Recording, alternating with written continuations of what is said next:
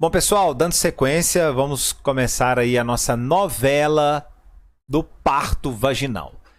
Aqui nós precisamos saber se ou se, dentro das primeiras fases do parto, a terceira fase. Dentro da terceira fase, nós temos as etapas do trabalho de parto. E dentro das etapas de parto, chega um determinado momento em que essa criança se apresenta, nós temos que saber qual que é esse tipo de apresentação que essa criança se encontra para a gente tomar medidas aí, se precisa fazer rotações ou não. Então vamos começar uma sequência de 3 aulas, parto vaginal.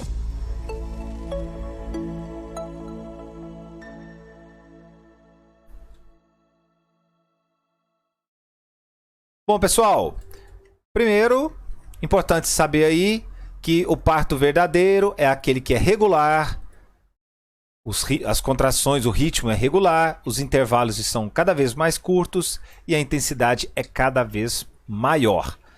Enquanto o parto falso é irregular, os intervalos não mudam, não tem alteração no intervalo, é sempre o mesmo e a intensidade também não altera. E importantíssimo é que o trabalho de parto falso não tem dilatação do coelho. Aqui está as fases do parto.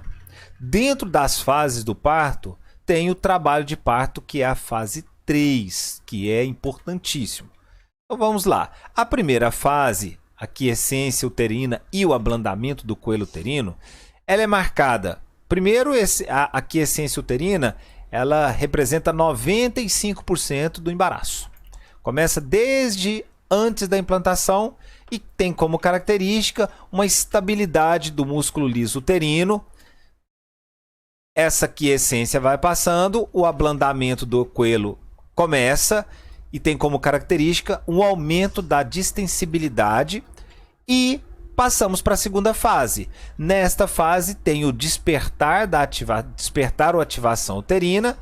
Isso representa ali entre das últimas 6 a 8 semanas antes do parto e tem como característica a maduração cervical. Quando entramos no trabalho de parto, aqui esse trabalho de parto é definido como o trabalho de parto ativo. É aquele trabalho de parto que a partir, as referências falam 4 centímetros, outras falam 5 centímetros de dilatação.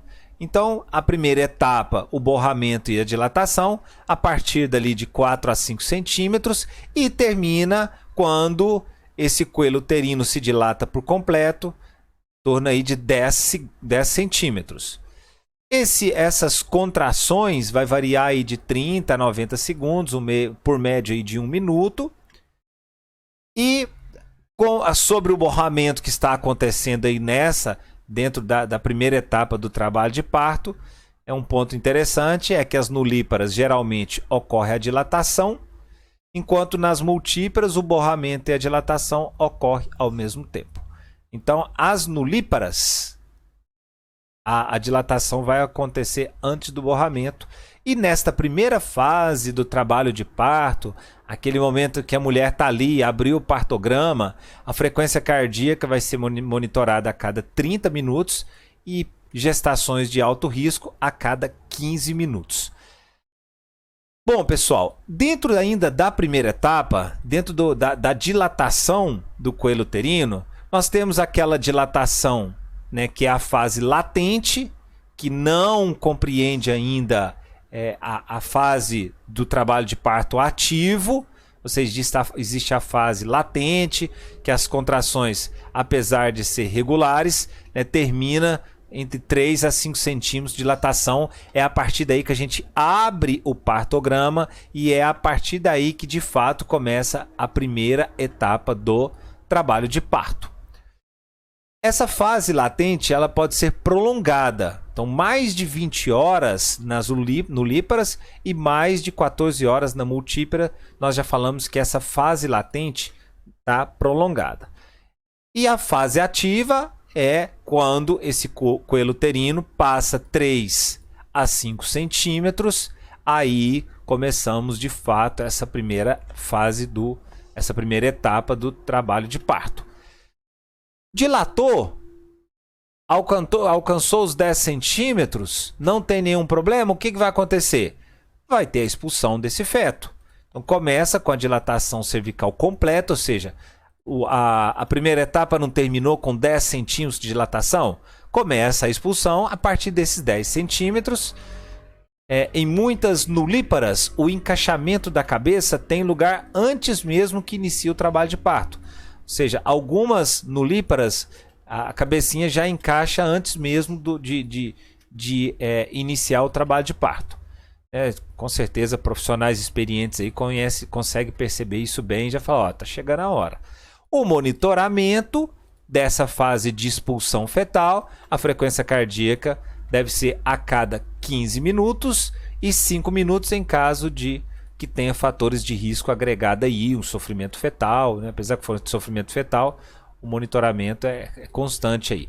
A duração desse período de expulsão, 50 minutos nas nulíparas e 20 minutos nas multíparas, mas isso é muito variável, então fica aí. 50 minutos normalmente dura esse período de expulsão nas nulíparas, ou seja, a partir do momento em que dilatou até esse menino de fato sair, compreende aí em torno de 50 minutos uma nulípara. A terceira etapa começa depois do nascimento. Foi expulso, 50 minutos lá no tempo normal, agora é o momento da separação e a expulsão da placenta, o nosso alumbramento. Essa etapa começa depois do nascimento e termina quando expulsa aí a placenta e as membranas. Normalmente nessa etapa o fundo uterino se encontra por cima do nível do umbigo, e aqui nós temos duas possíveis situações em que essa placenta vai se comportar na hora que ela está se desprendendo.